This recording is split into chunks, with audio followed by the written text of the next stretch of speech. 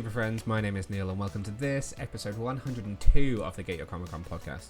We're here fortnightly-ish to bring you a slice of film, TV and pop culture goodness from our studio direct to your listening device, or as it is, you could be watching us now on YouTube.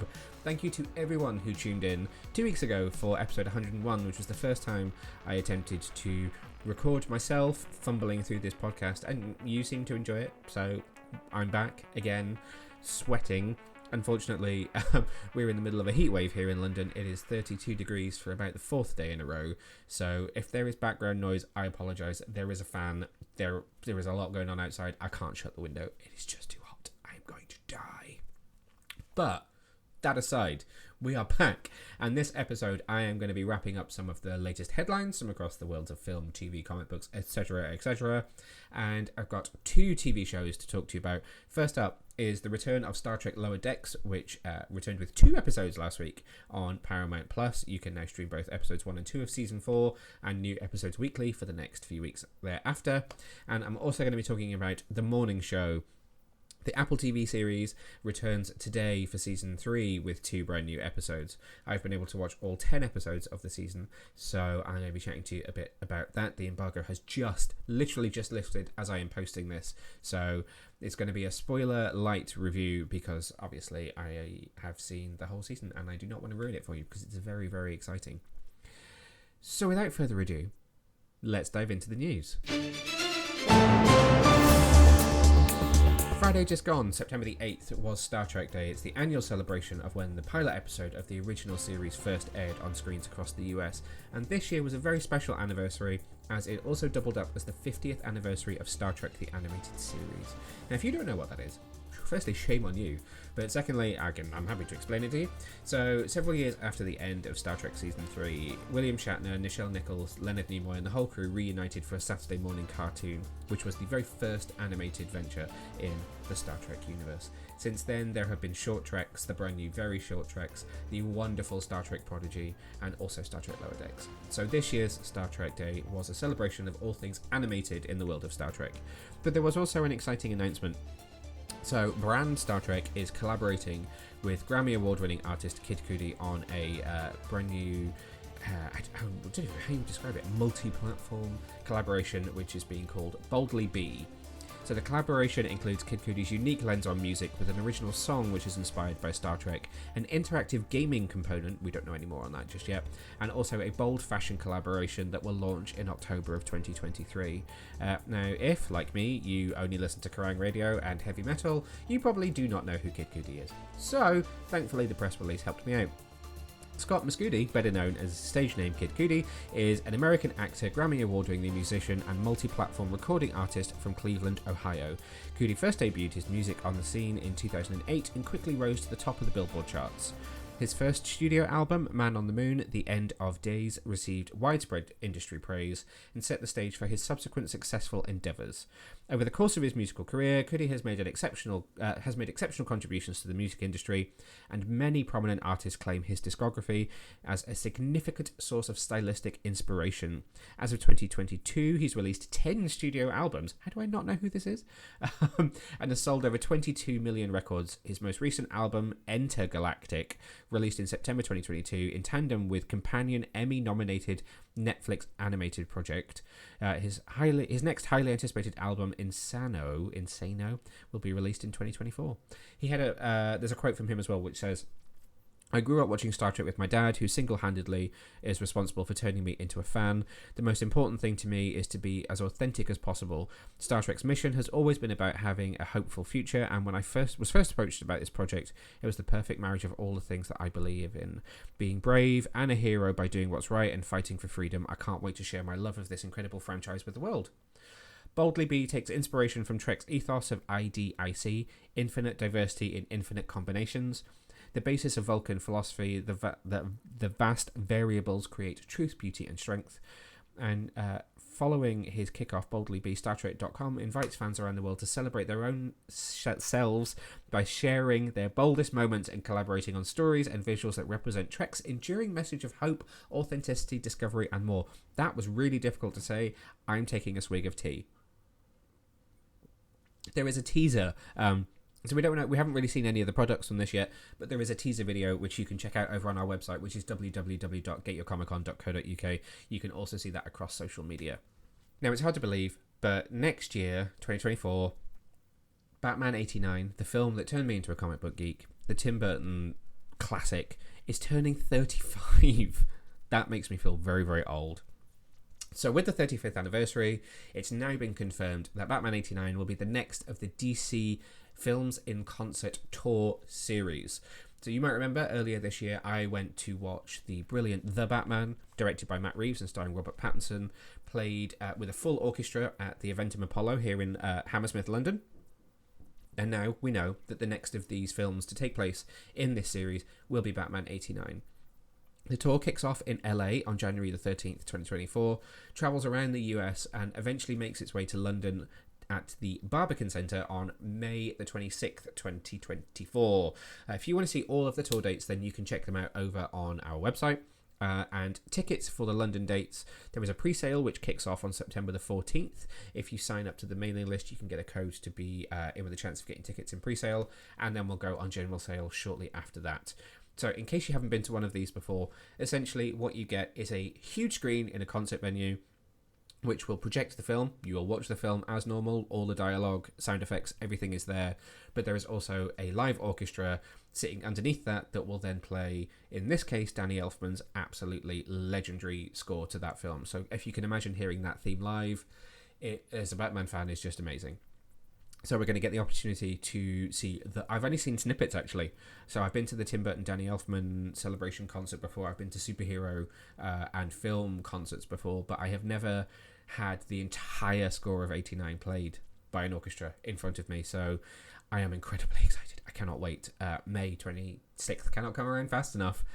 Again, if you want to get all the details and the links to where you can buy tickets, head over to our website, www.getyourcomiccon.co.uk. And finally, in the news this week, Apple TV has finally released a teaser trailer for the upcoming Monarch Legacy of Monsters TV series. So this is the series which is set in the Monsterverse, which you will know as Legendary Pictures' so far 4-movie series: Godzilla, Kong, Skull Island, Godzilla King of the Monsters, and Godzilla vs. Kong, now to be Godzilla X Kong in 2024.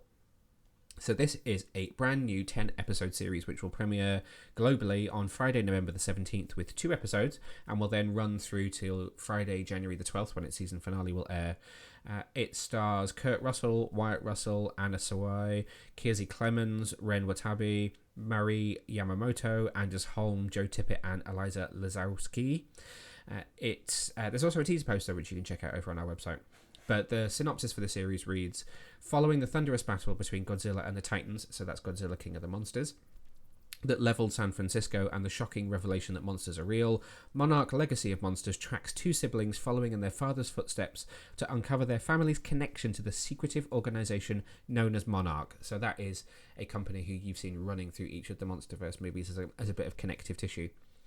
Clues lead them into the world of monsters and ultimately down the rabbit hole to Army Officer Lee Shaw, played by Kurt Russell and also Wyatt Russell, taking place in the 1950s and half a century later, where Monarch is threatened by what Shaw knows.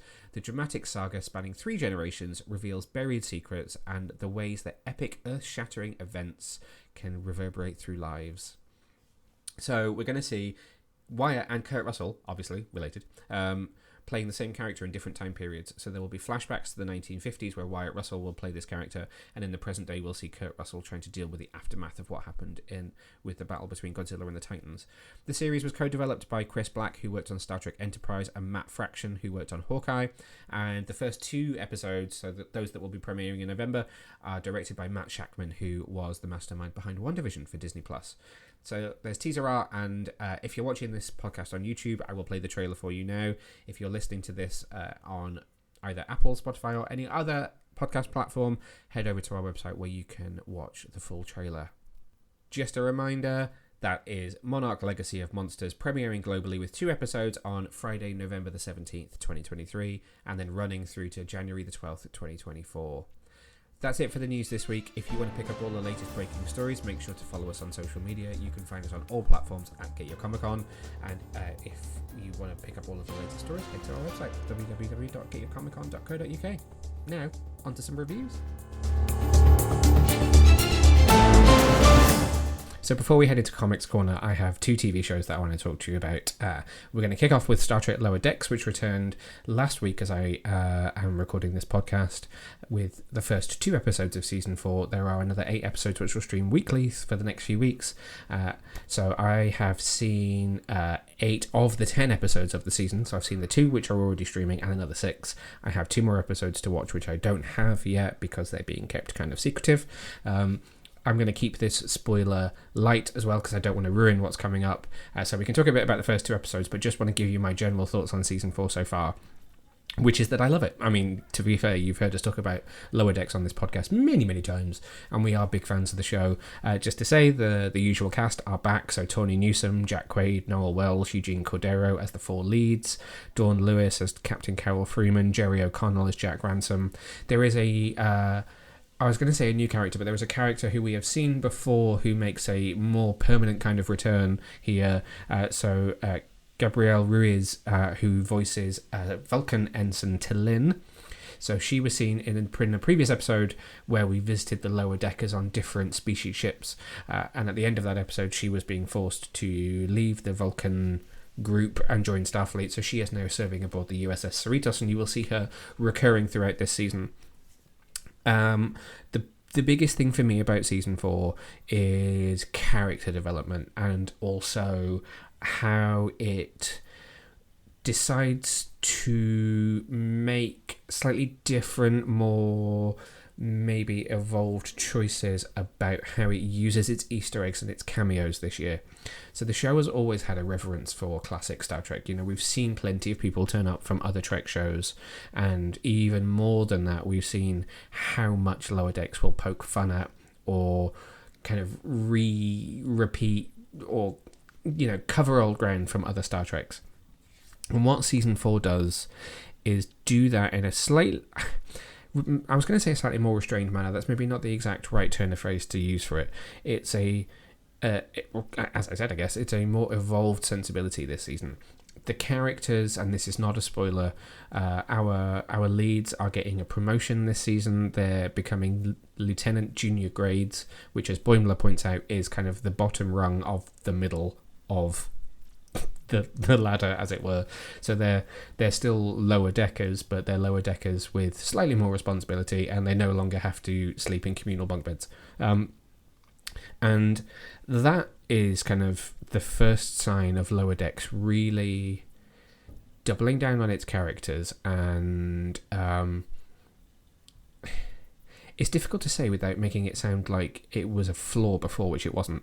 But if you think that the show had great characters and all of that kind of relentless poking fun at Star Trek, now we are saying that the characters are really able to carry the show by themselves.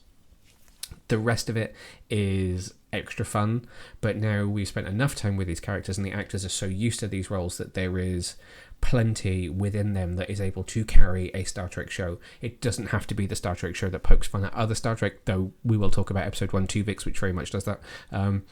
It you know, between Beckett and Brad and Tendi and Rutherford, they are so... I called him Brad. Boimler. Between them, they are really able to carry the narrative of this show at this point. And so the storytelling has evolved to a point where they are able to do that, and then everything else is the icing on top of the cake. So there is plenty that comes from seeing all 4 of them being promoted. Again, I'm hoping that you've all seen the first 2 episodes, because one of those promotions doesn't happen in the first one, it waits until the second one. But being promoted has an impact on each of them that then reverberates through the rest of the episodes that I've seen. So, you know, you're going to get to see how Beckett, reacts to being promoted, which is something that's happened to her before. She's been promoted and demoted so many times we've lost count. Whereas for someone like Boimler, who is desperate to have that amazing career and to progress, there is a very unexpected reaction from him, which is really, really exciting to watch because it unravels not how you would expect whatsoever. And then for Tendi and for Rutherford, there are different things going on that are around their promotion and what that means for their careers and how they will interact with each other and how they interact with other people. And it's really, really exciting to see that Lower Decks is affording them that level of character development at this point. Because with adult animation, if you think about something like The Simpsons or South Park or Family Guy, whatever it might be, characters rarely age up, they rarely change jobs or move on. It's very much about the situation that they are in at the beginning and the weird things they get into, and that's what we've seen across the 3 seasons up to this point. Is they've been ensigns on the same ship who have just fallen into and out of all these different misadventures. But now, you know, there are moments that you will see this season, like Boimler leading his first away team, and he has people that he is responsible for. You will see Beckett maybe thinking that actually her place is within Starfleet and that actually there is room for her to grow. And so there is a real fleshing out of these characters in a way that allows Lower Decks to progress and to evolve, and allows its storytelling to become something slightly different this season, and that's very, very exciting. Another thing that they're doing this season that's quite new is introducing some serialized storytelling, which is maybe taking more of a leaf from, say, Strange New Worlds than Discovery. So with something like Discovery and Picard, we saw serialized seasons, and literally all 10, however many episodes, would be that story from start to finish with very, very small weekly elements. This is a slightly different approach. Like I say, it's a bit more reflective of what they do with Strange New Worlds, in that there are elements that dip in and out of this story throughout the season, and you're introduced to those in the first episode. And, you know, it's leading us towards a potential villain reveal for later in the season, which tells you something spoiler-wise that I said later in the season. It's not Lower Decks becoming some strange serialized show completely across the board. Everything is very much still an episode of the week, but there is an underlying storyline which will come to the fore towards the end, which is more heavily serialized. And that's also very exciting to see them just flexing the format of the show a little bit at this point and saying, you know, we've proven that we should exist, we've proven that we belong within the Star Trek world, so now we're going to have some fun with it and do things a little bit differently and see how we go. So in these first 2 episodes, you do get 2 very different stories. The first is a massive Easter egg deep dive nod to Voyager. That's the episode called Tuvix. Hopefully you have all seen that by now. Again, it doesn't do the obvious things. There are not obvious cameos. There are cameos, but they're not the most obvious ones. And it's a different way of approaching it. It's approaching a Voyager story through how our guys interact with them, and how a story around Voyager might work with the Lower Decks cast in it. It's not a case of, here is a whole bunch of people from Voyager, let's just see what happens if we put them in animation and make it funny. And it works really, really well in that respect. And Voyager looks great in animation. Like, I'm sure if you have watched it, you love the way that ship looks in animation. It looks great. I would love to see more of it. And I think it was probably the strongest season opener that they've done since the first ever episode of Lower Decks. It was a brilliant opener. It just hit the ground running. It was very funny. It was very Lower Decks, and it was just one of the most tightly written episodes that they have done. And funnily enough, it was written by showrunner Mike McMahon, so that kind of explains to me why it works so well, because it is, you know, the god of Lower Decks is the person who brought us this episode. And then you go into episode 2, which has a lengthy title that I can't remember the name of, so I'm just going to look it up while I'm talking to you. Which is very different in style. So it's called I Have No Bones Yet I Must Flee, which is a play on words from previous Star Trek, and it's a very different type of episode. It starts to dig into how each of them reacts to their promotion, and really we get the synopsis for it is Mariner tries to get demoted whilst Rutherford tries to get promoted, and Boimler makes a big move. And so there are different storylines going on. For Mariner, it's very much digging into her reaction. For Boimler, it's about the physical kind of immediate knee-jerk reaction to that promotion, and for Rutherford, it's let's get him promoted. So really, there are quite a lot of different things going on, and that leads me into something else I want to talk about, which is the pairings of characters. We'll get to that in just a sec. But it's very, very funny. You get a huge amount of comedy from Boimler just fumbling around trying to figure out what to do, what his first move is, and you get a very different type of comedy with Mariner and Ransom on this space station museum, where they are faced with the now legendary Moopsie. I'm going to regret doing that. But yeah, that leads me into what I want to talk about with the pairings of characters. So if you've read my reviews of previous episodes of Lower Decks, I've talked about how there is a convention within the show that it is generally thought of that the pairings will be Boimler and Mariner, Tendi and Rutherford. And every now and then, Mariner and Tendi will get paired up, and there is a wonderful episode later this season where that will happen.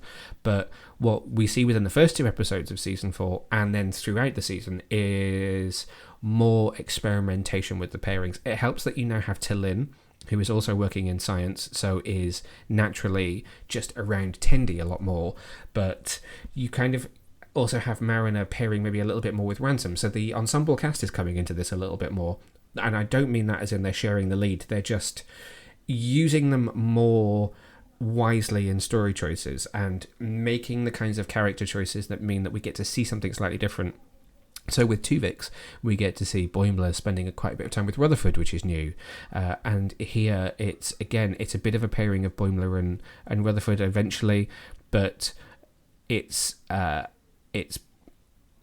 for a while, Boimler is on his own, and Rutherford is doing his thing with Tendi, and Mariner is paired up with Jack Ransom, and so she's spending time with him at the Space Museum. So there are different pairings going on, and you will see a lot more of that throughout the season, and that's very, very exciting to see as well, because it just opens up more avenues for storytelling, different types of stories than what we've seen before. And it really does add up to what I think is the most consistent season of the show so far. I have enjoyed every single season, but this one feels like everyone is running on... Everyone is on, like, Warp 9. It's a good Star Trek reference. But there's also just... You can feel the confidence in the show now. There is a confidence in the format, there is a confidence in the characters, there's a confidence in the actors, the writing. Every aspect of the show... You can now feel that everyone knows what they're doing, everyone is comfortable with what they're doing, and they're comfortable doing a little bit of experimentation with that to see how they can push it further. And that's really exciting to see, particularly for a show that was maybe written off in the early days by some, that has won plenty of fans over, but also a show that has been around for a few years now. It's not just resting on its laurels and doing what has made it popular. It is saying, we know what you enjoy about this show, how about we do this as well and see if you enjoy it even more. And that kind of experimentation, I think, is really, really welcome and is something that you will get to enjoy throughout the season. I don't want to spoil anything about what's coming up, but I'm going to say watch out for episode 7. 7 is a great one. I think that's all I'll say. I'm interested to see where the villain storyline goes. It's difficult to know from the bits and pieces that I've seen where it is going to go, but it's exciting to see that type of storytelling being explored with this idea that you get little nuggets of it throughout other episodes. But I haven't seen enough yet to know exactly where it's going. So if you want to read my full first impressions on season 4, then it is up on the website, so please go to the website and check that out. And I am kind of trying to do weekly sort of reviews of the individual episodes as well, because although I think the season as a whole really is wonderful, and I gave 5 stars to Tuvix as the first episode, there are some specific moments and things that don't work for me as well, but is all still absolutely great. I mean, an average episode of Lower Decks is a great episode of plenty of other shows out there, so there is so much to enjoy, and I really, really can't wait to see where it lands. It's going to be very exciting to see where this season goes, knowing that there is a season 5 as well. I just wonder how much further they can push this, and that's very, very exciting to see. Have you watched the first 2 episodes? If you have, please do get in touch and let me know what you thought, because I'm interested to know how... I saw the first episode at the cinema on Friday on Star Trek Day, and it was fun to see it with a big audience because it looked great on the big screen, but also it was fun to see what things people connect with that maybe I don't, and it's just interesting to see what it looks like in a kind of wider group setting. So please do reach out and let me know if you've watched the episodes and what you thought, and keep watching Lower Decks as it streams new episodes on Paramount Plus every Thursday. And so the other show that I want to talk about is back today as we're launching this podcast, and that is Apple TV's The Morning Show. It stars Jennifer Aniston, Reese Witherspoon, Billy Crudup, Mark Duplass, Nesta Carbonell, Karen Pittman, Victoria Tate. I'm being careful because I don't want to spoil too much about anyone that might come into this season. This season you are joined by John Hamm, who is a new character that joins, and also Nicole Beharie, who fans of Sleepy Hollow from a few years ago, it's great to see her back on our screens. Season 3, I have seen all 10 episodes. 2 episodes are available as of right now as this podcast is releasing, and then new episodes will drop weekly for the next 8 weeks after that. This new season brings some new challenges, some new faces, some new challenges, and a whole new angle and aesthetic to the morning show that's really exciting to watch. This is by far its darkest season. It's by far its most challenging season, I think, as well, in terms of some of the things that it's tackling. And it's also the season where I have absolutely binged the whole thing in a matter of hours, because I just had to keep going episode after episode right through to the very, very end, which I have enjoyed seasons 1 and 2. I was really excited to see season 3. I now can't wait for season 4, because I just don't know where this show goes next. This season, I'm going to be, again, obviously only 2 episodes are available, and you've barely had a chance to watch them as I'm releasing this, so this is going to be very, very, very light in terms of spoilers, because I don't want to give anything away. Season 3 is a huge roller coaster. So you have this new character played by John Hamm that comes in very early on, who is he's an Elon Musk type character. He is a tech giant who is looking to potentially buy UBA, and so you have this spectre looming over the season of this potential new owner, and it's very exciting. So his name's Paul Marks. Sorry, I did just have to look that up. And Paul owns a company that is very much like SpaceX, and he is looking to branch out and is looking to buy this legendary media company, legacy media company, in UBA, and that has ramifications for Alex, played by Jennifer Aniston, and Bradley, played by Reese Witherspoon, and everyone, the whole main cast. He has ties to Stella, played by the absolutely outstanding Greta Lee. So if you've not seen Past Lives yet, which is a film which is kind of doing the rounds at the moment, it is outstanding, and Greta is beyond Oscar worthy in it, and her performance in this season is really scene stealing as well. She is great in every moment. Stella really steps up this year, and it's just a sign of how many of these cast members have become so important to the writers and to the fans as well, that there are a lot of subplots going on for different people. So, Alex and Bradley have their stuff going on. Corey has tons going on this season, which also brings in his mum, who you will meet this year. Chip has things going on. Stella has stuff going on. Nicole Bahari's character, Christina, is a very interesting new addition, and I hope she will stick around for season 4, because it would be interesting to see where her character could go based on some of the things she does this season. Juliana Margulies is back as Laura Peterson. She has some very interesting stuff, not just with Bradley, but also with Alex and her own thing going on. Yanko, played by Nesta Carbonell, is kind of just par for the course. There are some interesting revelations with him that will come out this season, but he is very much a supporting player, where everyone else kind of has their moment as a lead. Mia, played by Karen Pittman, again, Mia has been really consistent throughout this whole show, but she has some new interesting stuff going on this year that is, again, very compelling to watch. And I've realised in watching this season what it is about the morning show that I think makes it really work and really pop, and that is the fact that it works in the past. So many shows like this either try and say that they're in the present day and emulate a kind of idea as to what's going on, or work in the future and try and guess what might happen next.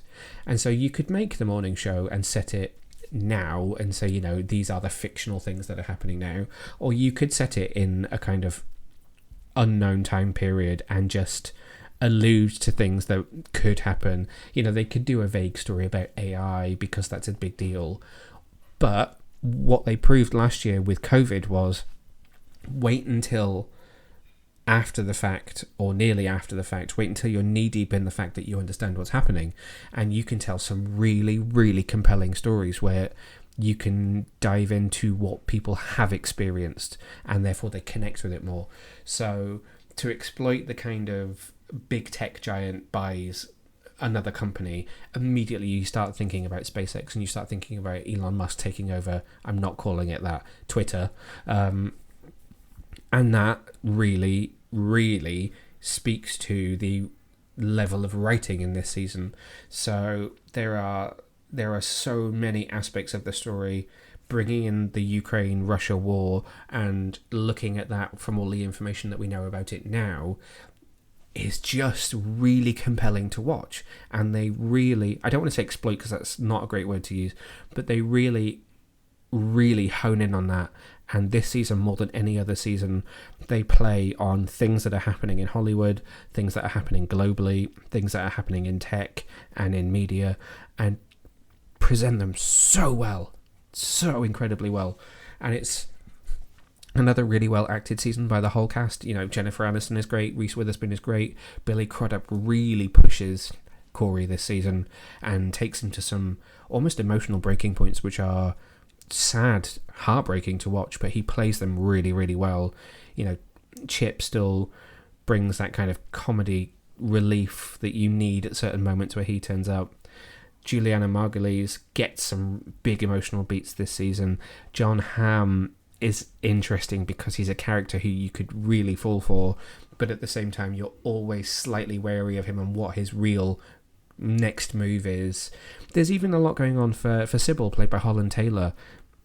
She has plenty this season, and they bring in the wonderful Tig Notaro as a guest role.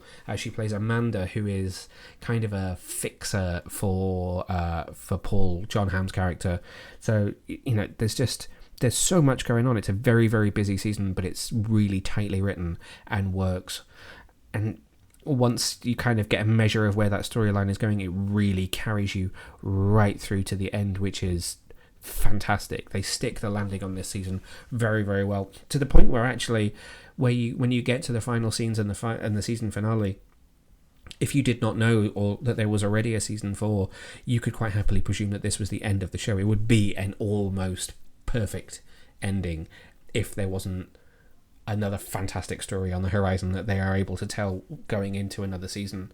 I really don't want to say too much more because I don't want to spoil it, but there are some twists and turns this year which I think you will struggle to see coming and are really, really fascinating and have made me slightly paranoid, but also at the same time just make this show really, really, I've said this word so many times in the last 5 minutes, but really compelling to watch.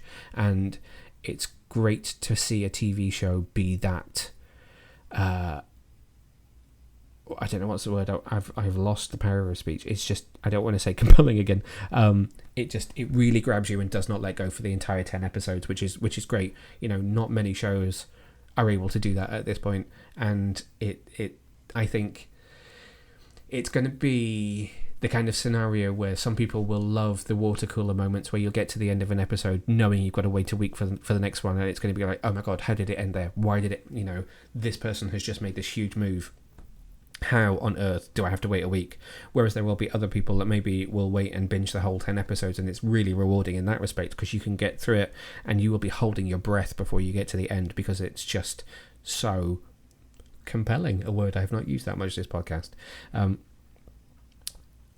Do I want to pick up any other highlights? I don't want to say too much. Let's talk about both Alex and Bradley for a second. So for Alex, Jennifer Aniston's character, there is a search and a need to find her place in the company now that all the Mitch stuff is behind her, the COVID stuff is behind her. She's kind of in a position where she has some power within the company, and this season is about how she learns to use that power, which is really interesting to watch. But also her relationship with John Hamm's character. They have really wonderful chemistry, and with this kind of looming spectre of him wanting to buy the company, that sparks some interesting stuff between the two of them, which doesn't necessarily go to the most obvious places. Whereas with Bradley, Bradley and Alex are almost separate this season. They obviously, you know, are ships in passing at UBA. But their friendship is explored more towards the end of the season, and particularly I think moving forwards we will see a different dynamic between the two of them. But for Bradley herself, in the early episodes you're kind of teased that something has happened in the year or so. It's kind of between a year or 2 years between seasons, and that's something which is teased out and could go in several different directions, and they do a really wonderful job of making you think that maybe it's going to go one way before it goes another. And when the revelation really comes as to what has happened to her between seasons, I actually at one point wondered whether they had written themselves into a corner with her character, and by the end of the season I was glad that they had done what they did with her, but I'm interested to see what they were able to do next with it and how she is able to she's never going to return to a status quo, but how she's going to be able to get back to being a central point in the storyline, because it feels like she's moved slightly out of that by the end of this season. I think I've said too much. So it's really fascinating to see, because they're really swinging for the fences this season, and I think it's a home run. Sports reference. That's also new for this podcast. It is by far the best season of the show, which I think is great. Again, for both the shows that I have just talked about, they are really on top of their game this year, which is very, very exciting and makes for some absolutely great TV. Will you be watching The Morning Show Season 3? If so, get in touch, let me know. Let me know what you think of today's episodes once you've watched them. And definitely circle back to me once you get to the end, because wow. So I think now let's go over to Comics Corner and talk about some books. So, this week in Comic Book Corner, I have a handful of books I want to talk to you about. 4 books I want to talk to you about, which is very, very exciting. I have 2 DC books, one from Boom and one from Image. I'm going to kick off with the Boom Studios book, which is Buffy the Last Vampire Slayer. There are 2 issues of this book which are currently available in stores and on digital platforms. It is written by the lovely Casey Gilley. The illustrations are by Oriel Roig and Nicola Izzo. Colours by Gloria Martinelli, and letters by Ed Duchia. Now, before I dive in, don't forget that I did chat with Casey Gilley at San Diego Comic-Con. You can listen to that interview in a previous episode of the podcast, or you can watch it over on our YouTube channel as well. So please do check that out, because she is an incredible Buffy fan and an incredible writer as well. And it's a really, really fun interview, which I hope to circle back to in time for the end of this current run of Buffy the Last Vampire Slayer. So, I'm going to keep it spoiler light for this book, but let's give you some context in case you've not read any of what's come before this. So Buffy the Last Vampire Slayer has been a mini-series and a special prior to this new series. It is set in an alternate future, so it's not necessarily the future of the actual TV series continuity, but this is a future where Buffy has certainly made it past her early 20s, where she was only ever expected to live to. She's now in her, I guess, 50s, and she is living in the fictitious California town of Santa Carmen. I think it's fictitious. Please feel free to correct me if I'm wrong. She is now a watcher to the first Slayer who has existed in a very, very long time. Her name is Thessaly, otherwise known as Thess. She also happens to be the daughter of Willow and Tara, which is very exciting for fans of the TV series and of those particular characters. So Thess is currently the Slayer and is being mentored by Buffy, who no longer has the powers of a Slayer. Buffy is still with Spike in this version of the universe, and Anya is also hanging around in a very important part of this series. The story of this particular miniseries kicks off with Buffy and Spike trying to go on a little holiday, a little break, get some time away, decompress a bit, as all parents need to when you've got an angry teenager at home. And so Anya has stepped in as the kind of makeshift watcher who is looking after Thess, who is doing all of the Slayer things that we would expect. She is patrolling, she's fighting vampires, she's dealing with some serious teenage hormones, and she just really wants to go on date night at this point. And the reason that I want to talk about this, so that I should say I have also reviewed this on the website. So if you head over to getyourcomiccon.co.uk and just search Buffy the Last Vampire Slayer, you can pick up my review of this. But the reason that I wanted to talk about it on this podcast is what is the most remarkable thing about this in years of Buffy comics that have existed either at the same time as the TV show or following the TV show is being able to tap into what I think is the thing that made Buffy so great. There are many, many people who tuned into Buffy because they loved the horror and the fantasy and the demons and the action. And that is certainly the reason why I first watched it. But the thing that you dig into the minute that you start watching Buffy is the fact that there is always a strong emotional undercurrent that is the reason why the characters are so compelling. The reason that we all loved Buffy as a teenager, when we were also teenagers, is that as we grow up with her, we see her going through the same kind of things that we went through. The difference is she's doing it and fighting monsters from hell, which, if you ask me, would have made my life far more interesting as a teenager. Yep. But there is that allegory between the fighting your demons, literally fighting your demons, and fighting your emotional demons and growing up. And what Casey has done here is just incredibly, massively, perfectly tap into that. It is This is exactly how I would expect a story about Buffy at this age to play out if it was on TV.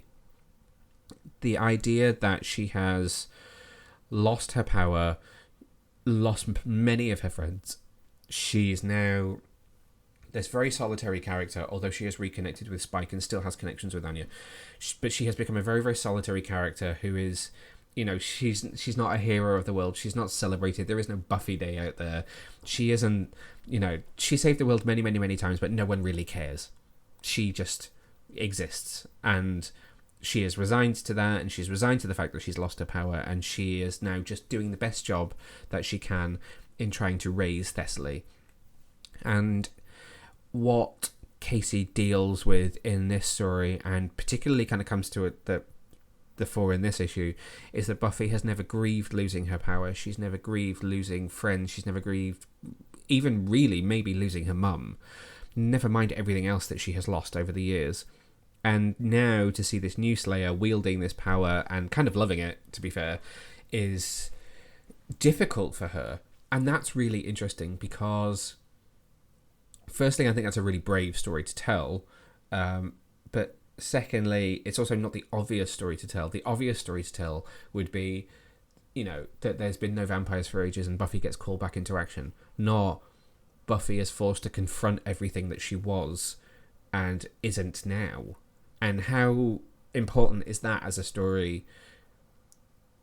I guess for everyone, but certainly for women of a certain age, because you only have to look at the number of incredible actors in their 40s, 50s, beyond, who, particularly female actors, who talk about the fact that the interesting and the exciting roles kind of disappear. You don't become a lead. You're a leading lady in your 20s and 30s, and then you're expected to be the mum, the support, the aunt, and so there aren't enough stories out there that tackle that and tackle what it can be like to be in this world of men who take away your power and leave you with nothing. And so it's just very exciting to see and very exciting to read. And then at the same time, those of you who come to this book that want to see that melodramatic teenage action, it exists. It all exists there with Thessaly. She is angry. She is being smothered by Anya, who just wants to do a good job. And it's really fun to read. All of those aspects of Buffy that you would expect to be there exist in the Thessaly storyline. And all of the kind of unique and new stuff exists within the Buffy storyline. So it's going to be exciting to see where it goes, because this issue leads up to a very, very huge turning point at the very end. I'm not going to spoil it for you, but certainly there are things to come with Thess that I think could be very interesting. There are things to come with Anya which could be very interesting. And it's exciting to see what is happening with Buffy, because this is a very new story for her. And just outside of the story, it's also worth noting, so Ariel Roig, who is the kind of lead artist on this, has only really joined Buffy the Last Vampire Slayer in this miniseries. Prior to that, Casey had worked with Joe Jarrow on both the miniseries that kicked it off and also the special. So there is a new kind of visual aesthetic which has taken a little bit of adjusting to in this. But the thing that I just want to point out is that the natural kind of knee-jerk reaction, maybe not necessarily from Boom, because I think what Boom are doing with their IP books like Mighty Morphin Power Rangers and Buffy is incredibly exciting across the board. But certainly there is and this is a sweeping statement, but there is a knee-jerk reaction to, with this kind of IP, just focus more on the visual and have the visual be as close to what you used to see on the TV screen or on the big screen.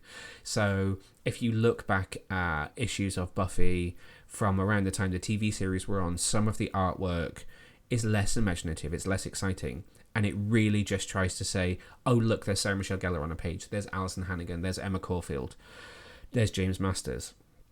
And that is not what Joe did in the early Buffy the Last Vampire Slayer books, and it is not what Oriole is doing here. I think you get a much more exciting book and your story is able to breathe a lot more when you aren't literally just trying to tell me that I'm looking at a version of Sarah Michelle Gellar. The way that these characters are rendered on the page is recognisable to who they are as a character, not who they were as an actor. if that makes sense. So when I look at the page, I know who Buffy is. I can see Buffy. I can, her body movements, her facial expressions, her actions are very much her. If you look at someone like Spike, the key characteristic is obviously the hair, and the hair exists. And so there are the elements there that you would expect that make sure you know who they are, but there is no kind of there is no dedication to telling me that this is James Masters and it's Sarah Michelle Gellar, and that really we just want you to see that, and that's why we want you to buy the book. All of the effort is going into making this a great book in every respect, and for that I absolutely applaud it, which is why I highly recommend that you go and check it out, because I could talk about this for a very long time. So that's issue 2 of Buffy the Last Vampire Slayer, available now, as well as obviously issue 1 in print and on digital, where all good comic books are sold. And don't let me, don't be under any misunderstanding that we're not going to cover the rest of this series, because we are, and I will be fighting to get Casey on here to talk about what I think could be a very exciting conclusion to this latest mini-series. Now, you're about to see me talk about Batman Gargoyle of Gotham, which I recorded thinking that the book was going to come out on the 12th. And I'm releasing this podcast on the 13th. What I had forgotten is that Gargoyle of Gotham is releasing on Batman Day, which is Saturday the 16th. So ignore me when I say it's out now, and remember that it's out on Saturday. So go buy it on Saturday, on Batman Day, celebrate Batman Day, buy a great book. Now, I did promise that we would talk more about Batman Gargoyle of Gotham once it was available, and Batman Gargoyle of Gotham Book 1 released in comic book stores and on digital platforms yesterday. In case for some reason you haven't caught that I've been talking about this a lot, this is written and has artwork by Rafael Grampa. It has colours by Mateus Lopez, letters by John Workman. Rafael did also do the main cover art. And before we dive into it, he is somebody else who I spoke to at San Diego Comic-Con. So yes, please do go back to the episode where you can listen to our interview, or watch it over on YouTube if you haven't already heard it, because it is very interesting to see how he approached this book. I obviously went into this last episode and sort of danced around the spoilers a bit.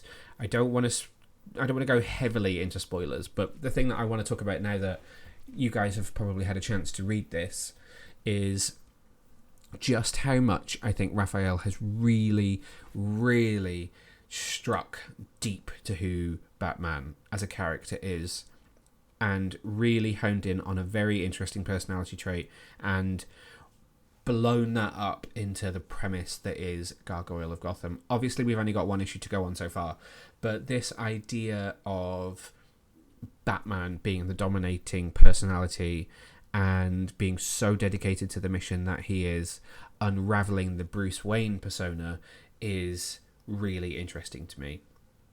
I totally understand why that isn't something that could exist in the kind of main Dawn of DC type continuity of DC's books.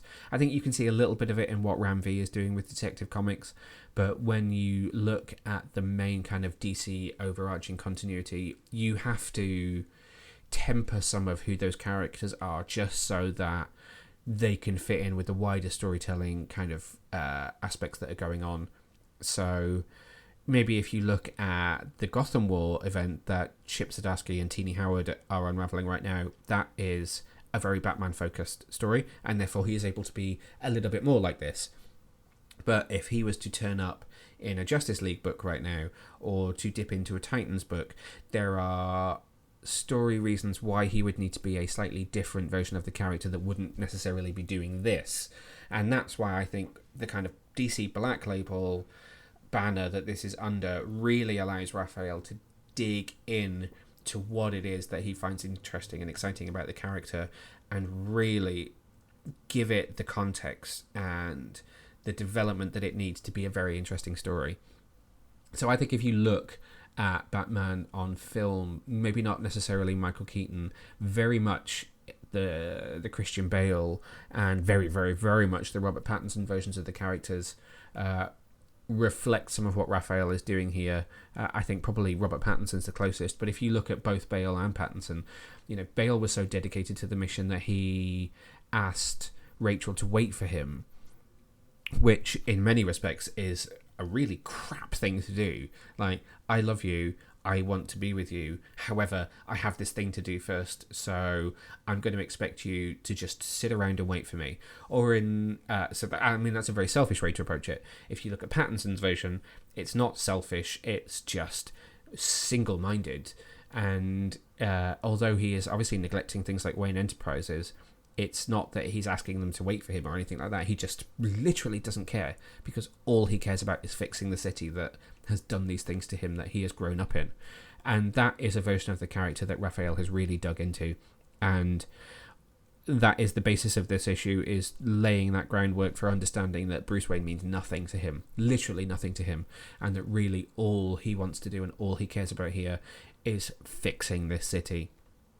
I don't want to dive into it anymore because I will end up spoiling the whole thing, but please, please, please, please, please, now that it is out, go and grab your copy of Gargoyle of Gotham, because it is one of the best series that DC has put out this year. And I'm saying that after only having read one book. It's so good. It's so good. And it is in stores now. Please, go buy it. And let me know what you think. There are two versions available. There is a noir edition and the main edition. So the main edition is in full colour. The noir edition has no colour in it whatsoever. It's black and white. I haven't spent much time with the noir edition yet, but if you are someone who has been reading what Image has been doing, going back into The Walking Dead and now releasing it in full colour, I think you get very different focal points when you read something in black and white to what you get when you see it in colour, particularly something that has a lot of colour in it and a lot of nuance that comes from the colour. So it's interesting to see what you might take from the noir version of Gargoyle of Gotham compared to the normal version. But if you have read it, I would love to know what you think. So please do find me on social media. I'm at Neil Vag on Twitter, Instagram, Threads, Blue Sky, all of those things, and let me know what you thought of it, because I want to know how this book is going down out there with fans. I think you're going to love it, and I hope you're going to love it, and we'll be covering much more of it in the future. And guess what? I'm going to talk about another Batman book right now, because there is another number one in the Bat universe that is available in comic book stores from yesterday, as you're watching or listening to this, and that is Batman and Robin number one, written by Joshua Williamson, art by Simone DeMeo, letters by Steve Wands, and main cover by Simone DeMeo as well. And this is a wonderful return for the team of Bruce and Damian. So they have been through it this last couple of years. We have had Batman versus Robin, we have had Lazarus Planet, we have had Dark Crisis, we have had Night Terrors, and now Gotham War, obviously unraveling at the same time. And finally, we have a Batman and Robin book back, he says, swigging some tea. And this is classic Joshua Williamson. If you look at what Williamson has done with the Superman book and now with this book, they are very classic, but I say that kind of tentatively. It's not like I'm reading a story that should have been written in the 1950s. I mean, it is a more classically styled adventure for the characters, but still is very contemporary in its kind of thematical elements, if that makes sense. I am not going to spoil this because it's very exciting, and obviously I've only read one issue and it has only been in stores for 24 hours, so it would be unfair of me to spoil it for you. But it's just bringing back the idea of the fun team-up adventure.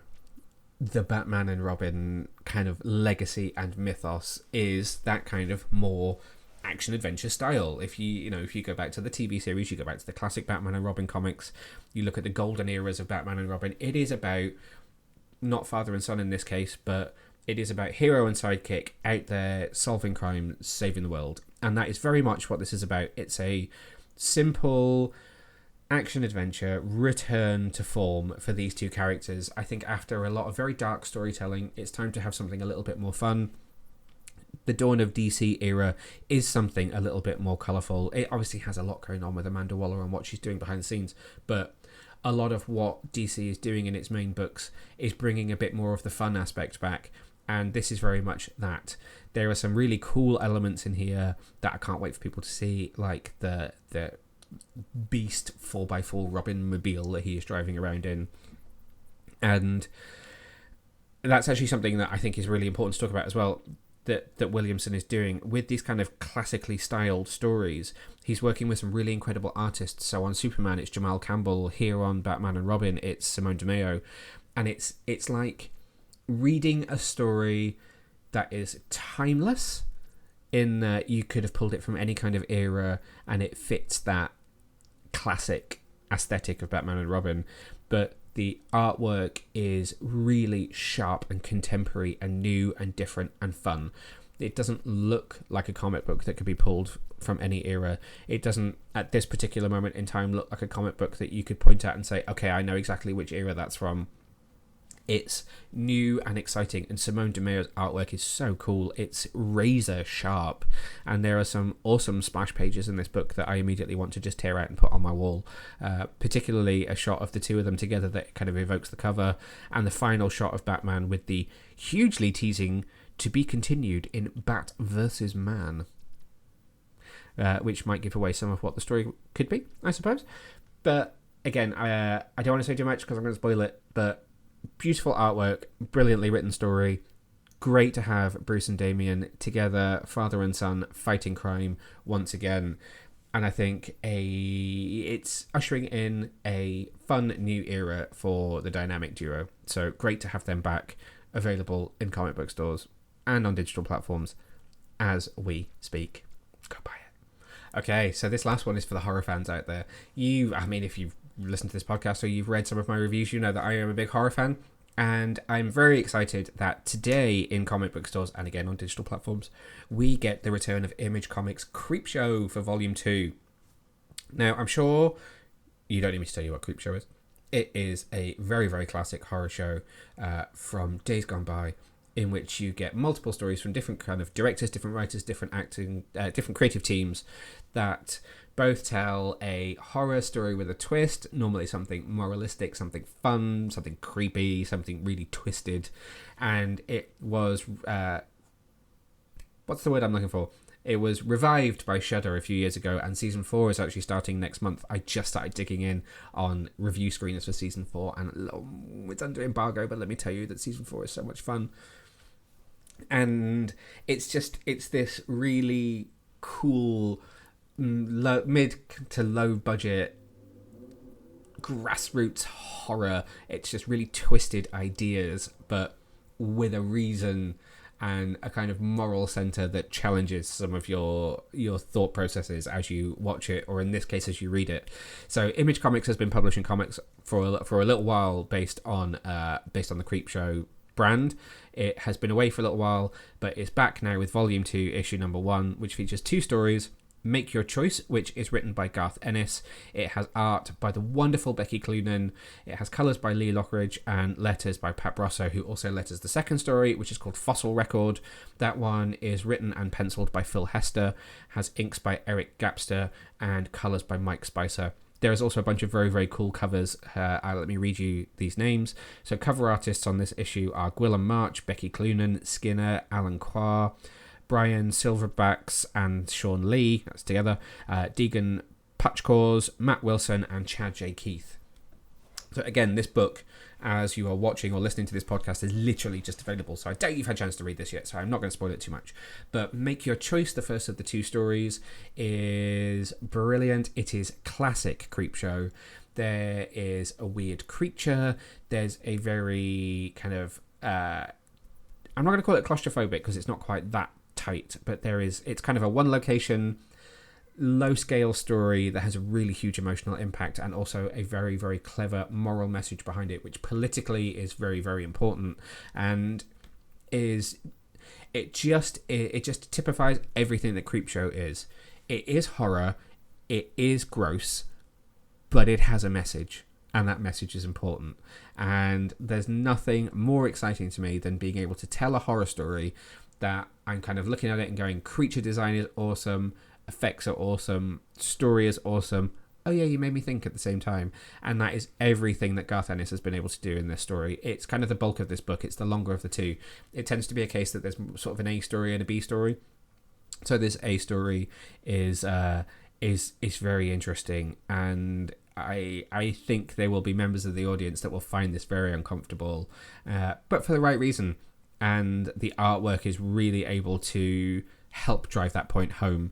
I'm just flicking through the pages in front of me as I'm recording this, and it's a bold choice to tell this story, but I absolutely understand why they've done it, and that's what I think makes both the show and this comic book very, very exciting, is that there are no holds barred in terms of what they're able to do and what they want to do and what they're going to do, and that follows through into second story, Fossil Record, which is more of a classic kind of creature feature.